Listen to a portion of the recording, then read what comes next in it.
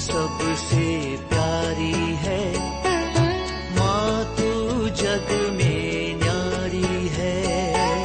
माँ तू सबसे प्यारी है, माँ तू जग में न्यारी है। अपने आंचल में रखना, अपने आंचल में रखना। हमें वरदानों से भरना। माँ तू सबसे प्यारी है, माँ तू जग में न्यारी है। माँ तू सबसे प्यारी है, माँ तू जग में न्यारी है।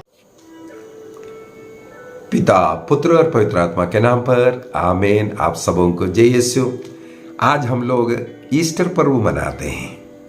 प्रभु यीशु मसीह मानव जाति के पाप क्षमा के लिए, उन्हें उनकी मुक्ति के लिए क्रूस पर मरकर उन्हें दफनाया गया, लेकिन मृत्यु पर विजय प्राप्त करते हुए तीसरे दिन पुनर्जीवित हुआ। इस पर आज हम लोग मनन चिंतन करते हैं। प्रभु यीशु मसीह का दोबारा जी उठना एक नई सृष्टि इस संसार में जो सृष्टि है, जैसे उत्पत्ति ग्रंथ अध्याय 1 में ईश्वर ने जो सृष्टि कर्म किया, ईसा मसीह के पुनर्जीवन के द्वारा, पुनर्जीवित जी उठने के द्वारा एक नया समुदाय का, कलीसिया का जो सृष्टि हुआ है। ईसा मसीह मर करके दफनाया गया, लेकिन वहां सड़ा नहीं, बल्कि मृत्यु से वो जी उठ करके हम सबों के लिए स्वर्ग का योग्यता प्रदान किया। जो कोई ईसा मसीह में विश्वास करता है, उन सबों को वो स्वर्ग राज्य का कृपा अनुग्रह मिलता है। ये एफेसियों का पत्र, उसके अध्याय 2 को थोड़ा पढ़ लेते हैं। एफेसियंस चैप्टर 2 वाक्य 4 से 6 तक का वचन। परंतु ईश्वर की दया अपार है, हम अपने पापों के कारण मर गए थे, किंतु उसने हमें इतना प्यार किया, पाप में मरे हुए पापी लोगों को इतना प्यार किया कि उसने हमें मसीह के साथ जीवन प्रदान किया। उसकी कृपा ने आप लोगों का उद्धार किया। उसने ईसा मसीह के द्वारा हम लोगों को पुनर्जीवित किया और स्वर्ग में बैठाया। वाक्य 6 को एक बार और पढ़ना चाहूंगा। इसको अपने हृदय में लिख दीजिए, इसको स्वीकार कीजिए। ईश्वर ने ईसा मसीह के द्वारा हम पापी लोग, जो पाप के कारण मर गया था, हम लोगों को ईसा मसीह के द्वारा पुनर्जीवित किया और स्वर्ग में बैठाया। इसका मतलब ईसा मसीह के साथ हम लोगों को एक नया जीवन मिला। यहां पर मैं एक और रोमियो का पत्र अध्याय 6, रोमन्स चैप्टर 6 वाक्य 4 से पढ़ना चाहूंगा। हम उनकी मृत्यु का बपतिस्मा ग्रहण कर ईसा मसीह के साथ इसलिए दफनाए गए कि जिस तरह मसीह पिता के सामर्थ्य से मृतकों से जी उठे हैं, उसी तरह हम भी एक नया जीवन जिए। इसका मतलब बपतिस्मा के द्वारा हम अपने उस पापमय जीवन को उतार करके फेंक दिया। इसके बाद ईसा मसीह के साथ हम पुनर्जीवित हुआ। जो पाप के कारण मरे हुए हम लोगों को पाप मुक्ति दे करके ईश्वर ने हमें एक नया जीवन दिया, अर्थात नई सृष्टि। इसलिए आज ईस्टर पर्व मनाकर हम लोग अपना बपतिस्मा को दोहराते हैं। बपतिस्मा में जो बातें हमने स्वीकार किया था उसको दोहराते हैं। ईस्टर पर्व के दिन नया सृष्टि बन गया है। कल तक जो व्यक्ति था वो नहीं, उसको हमने उतार करके फेंका। हम मसीह में आज नया सृष्टि बन गया और स्वर्ग में हमें बिठाया है। तो आज ईस्टर पर्व के समय पर मैं एक बात आपसे आग्रह करूंगा। बीती 40 दिनों से हम लोग अनेकों बातों पर, पाप के विषय में, पाप स्वीकार के विषय में सब सुन कर के आया, एक अच्छा पाप स्वीकार किया, पापों को त्यागा। आज ईस्टर पर्व मनाते हुए एक और निर्णय करते हैं। पुनः जिन चीजों को हमने इन 40 काल में त्याग दिया था, मैं कई जगहों पर ये 40 काल में रिट्रीट के लिए गया, कई घरों में गया, कई लोगों से मिला, सुनने के लिए आया है। कई लोग अच्छे अच्छे निर्णय कर रहा है। जैसे नशा करने वाला एक परिवार में जैसे बात कर रहा था, बोला ये जो 40 काल जब शुरू हुआ नशा छोड़ा है। तो मैंने सवाल किया, क्या ईस्टर के बाद फिर से पीना? ईस्टर के बाद नहीं, ईस्टर के दिन से। ईस्टर तो आज बड़े पर्व है, आज मनाना है। इसका मतलब दारू के साथ इन 40 दिनों में जो छोड़ कर रखा है उसको यहां से शुरू करना है। लड़ाई झगड़ा शुरू बंद किया, घर में पारिवारिक प्रार्थना, बाइबल को पढ़ना। मैं बरेली धर्म प्रांत में पूरे 1 महीना कई चर्चों में था और वहां पर जो सितारगंज में अनुग्रह आश्रम है उसके द्वारा प्रतिदिन बाइबल को कितना पढ़ना है हमें बता करके दे रहा है। उसी प्रकार 40 दिन में पूरे नया विधान को वहां पर कंप्लीट करवाया लोगों से। अनेकों लोग उसमें भाग लिया, अनेकों लोगों ने पूरे नया विधान इस 40 दिन में खत्म किया। क्या ये बाइबल पढ़ना अभी ईस्टर के बाद बंद करना है? जो आदत हम लोगों ने, जो ट्रेनिंग हम लोगों को ये जो 40 काल में मिला है, क्या उसको खत्म करना है? यदि एक सिपाही बनने के लिए एक व्यक्ति को फौज में भर्ती हुआ, 6 महीने का बेसिक ट्रेनिंग दिया जाता है, इसके बाद फिर टेक्निकल ट्रेनिंग दिया जाता है, इसके बाद उसको सिपाही कहते हैं। 1-2 साल के ट्रेनिंग के बाद उसको सिपाही बनाता है। जो ट्रेनिंग के दौर पर उसने जो सीखा उसके अनुसार उसको आगे चलना है, तब हमारे देश की रक्षा हो सकता है, तब दुश्मनों का सामना करने में उसमें हिम्मत शक्ति आता है।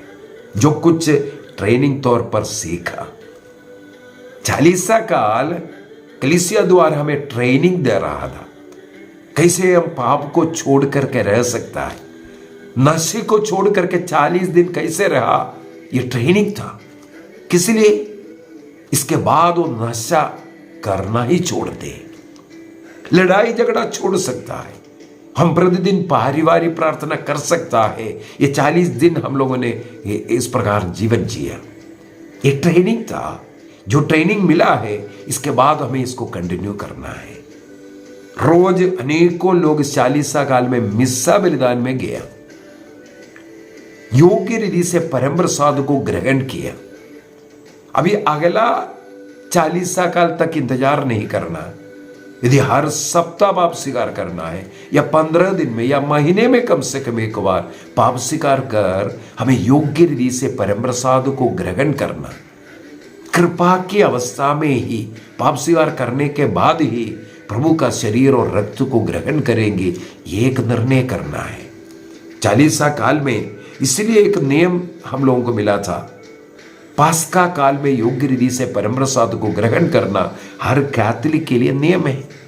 इसके लिए हमने पाप स्वीकार कर पापों को त्यागा, अब से इस पाप ना करने का निर्णय किया। तो आज से हमें उसी के अनुसार जो ट्रेनिंग पिछली 40 दिन हमें मिला उसके अनुसार जीवन जीने का निर्णय करना है। एक हमें निर्णय करते हुए आगे बढ़ना है। तो रोज बाइबल को पढ़ना, एक साइड से पढ़ करके जाइए।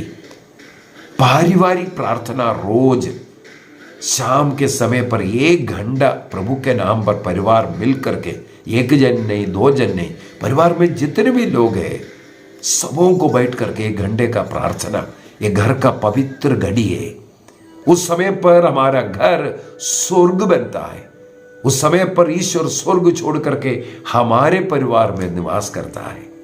यह निर्णय कीजिए, मेरे घर का जो भी प्रॉब्लम है, समस्या है, जो भी है, इस पारिवारिक प्रार्थना के द्वारा हम दूर कर सकता है। एक नियम बनाइए, बच्चों को तालीम देना, बच्चों को पवित्र बाइबल देना, पढ़ाना, यह सब बहुत जरूरी है।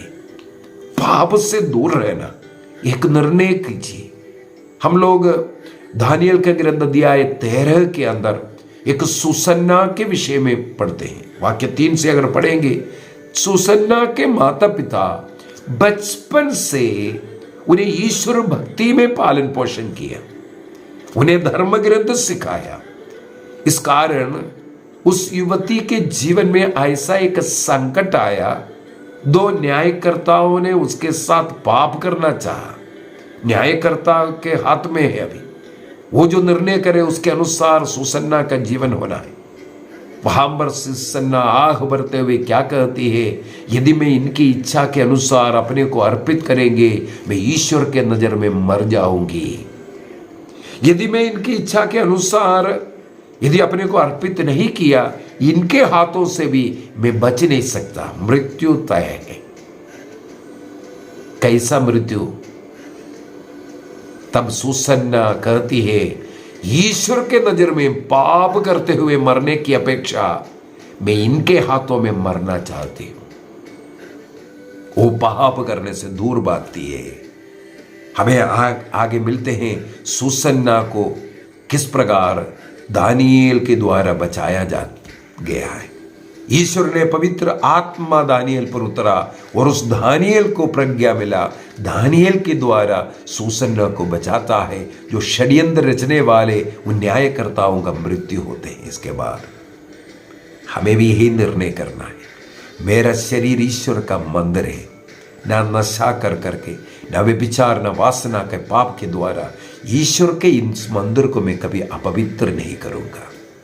एक निर्णय, उस निर्णय के अनुसार चाहे मरना भी पड़े, कितना भी कष्ट यातनाएं सहन क्यों ना करना पड़े, हम सहन करेंगे, लेकिन पाप में नहीं गिरेंगे। सबों के साथ मेल मिलाप का जीवन। यदि किसी के साथ भी मनमुटाव है, ईर्ष्या है, जलन है, बातचीत नहीं है, हम परम प्रसाद को ग्रहण नहीं कर सकता। परम प्रसाद को ग्रहण करने के लिए जो 5 बातें सिखाया गया, उनमें चौथी बात के रूप में सबों के साथ मेल मिलाप में होना जरूरी है। यदि किसी के साथ भी मनमुटाव है, प्रभु का उस शरीर और रक्त को ग्रहण नहीं कर सकता। ये कलीसिया का नियम है। बाइबल भी यही सिखाता है। यदि हम किसी के साथ बैर रख करके परम प्रसाद ग्रहण करेंगे, जैसे यूदस में योहन का सुसमाचार 13:27 में शैतान घुस गया था, उस शैतान आपके जीवन में, आपके परिवार में आकर के बर्बाद करेगा। जो कृपा का, अनुग्रह का, आशीष का जो परम प्रसाद यदि पाप की स्थिति में हम ग्रहण करेंगे, हमारा विनाश का कारण बनेगा। इसलिए निर्णय करना है, बार बार पाप स्वीकार करेंगे। हर महीने कम से कम 1 बार तो पाप स्वीकार करने का निर्णय कीजिए, हर महीने में। और निर्णय कीजिए रोज प्रार्थना करने का। चर्च में यदि रोज जा सकता है, अनेकों घर चर्च के पास है, जा सकता है लोग, लेकिन नहीं, हमें प्रभु से जुड़ करके एक जीवन जीना, जीवन बदल जाएगा। तो ये 40 काल में जितना भी प्रैक्टिस मिला है, इस पास्का पर्व मनाते हुए, हम लोग ये जो ईस्टर पर्व मनाते हुए एक निर्णय करना, इसी आनंद में, खुशी में हम आगे बढ़ेंगे। आइए हम अपनी आंखें बंद करें।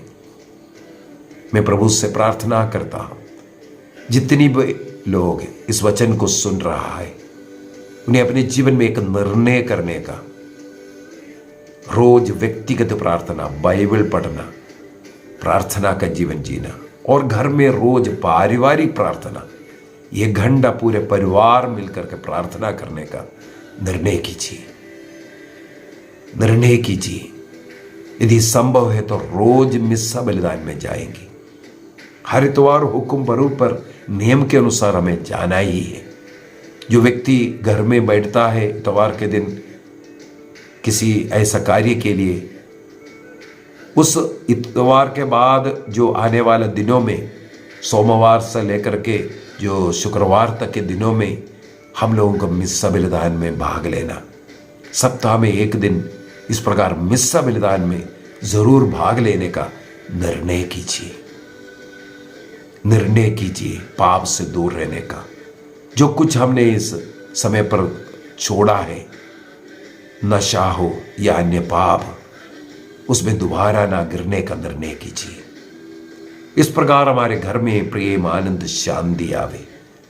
जो बेरोजगारों को प्रभु रोजगारी दे। जो बच्चे पढ़ाई कर रहा है उनको पढ़ाई में विजय मिले।